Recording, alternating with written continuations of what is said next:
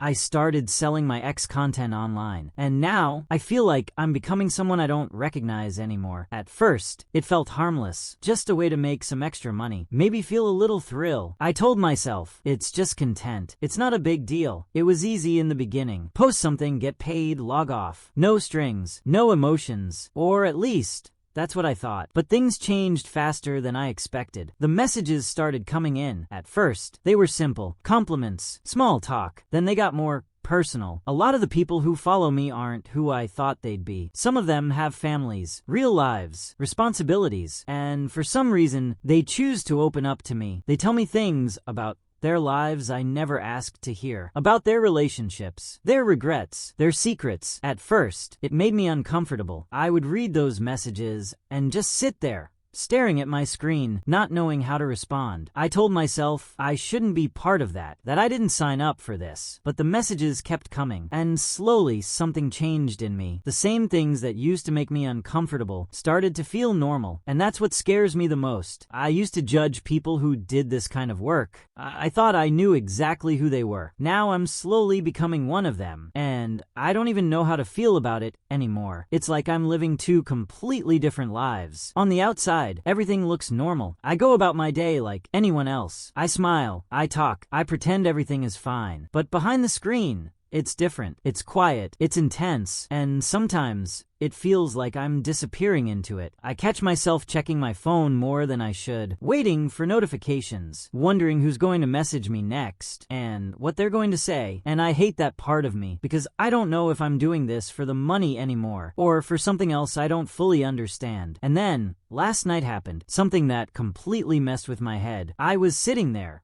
reading another message. At first, it seemed like all the others, but then it got too real, too personal. It felt like I had crossed a line I didn't even realize I was approaching. I just sat there, staring at my screen, feeling this wave of guilt and confusion hit me all at once. I didn't reply. I couldn't. For the first time since I started all of this, I actually felt scared, not of them, but of myself, of how far I've already gone, and how much further I might go if I don't stop. And now I'm just here, trying to figure out where the line even is anymore, because I think I crossed it a long time ago, and I didn't even notice. I accidentally confessed to my teacher, and yeah, it's still something I think about sometimes. This happened back in college. I wasn't the kind of student who talked much. I'd just show up, sit in the back, do my work, and leave. Simple. But there was this one teacher, not in a weird way. She was just different. Calm, patient, the kind of person who actually listens when you speak. You don't meet a lot of people like that. So it stuck with me. One day after class, I stayed behind to ask about an assignment. Nothing serious, just a normal conversation. Then she asked me something simple. Are you doing okay outside of school? And I don't know what happened. Maybe it was the way she asked, or maybe I'd just been holding too much in for too long. But I started talking. Not about school anymore.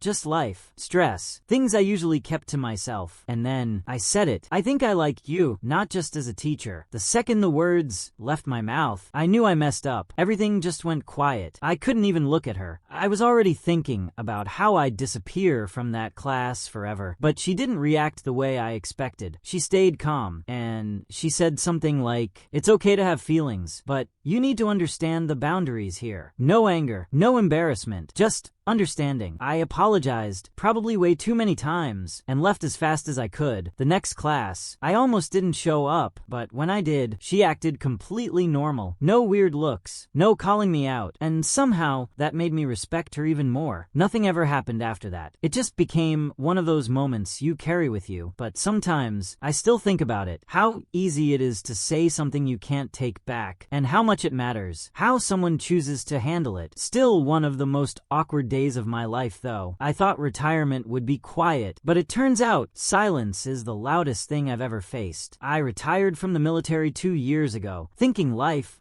would finally slow down. No more noise, no more pressure, just peace. And for a while, it felt good. Waking up late, no orders, no responsibilities hanging over me. I thought this was what I'd been working toward all those years. But then the silence crept in. No structure, no purpose waiting for me in the morning, just empty time and a mind that won't stay quiet. I catch myself sitting for hours replaying old memories, faces of people I served with. Some of them didn't make it back. Back then, everything was about moving forward. Now, it feels like I'm stuck looking back. My family thinks I'm adjusting. I tell them I'm fine, but the truth is, normal life feels harder than it should. Some nights, I don't sleep, not because I'm afraid, but because my thoughts won't stop. Yesterday, I found an old photo of me and the guys. We looked happy, like nothing in the world could touch us. Half of them are gone now, and that's when it hit me. I made it out, but part of me never really left. I'm still trying to figure out who I am without the uniform. For now, I'm just taking it one quiet day at a time. I found out my girlfriend of 3 years had a mat from the gym, and I still don't even know how to process it. I wasn't even sure if I should post this, but I can't really talk to anyone I know about it. We were together for almost 3 years, and we'd been living together for about a year and a half. Everything felt normal. Work,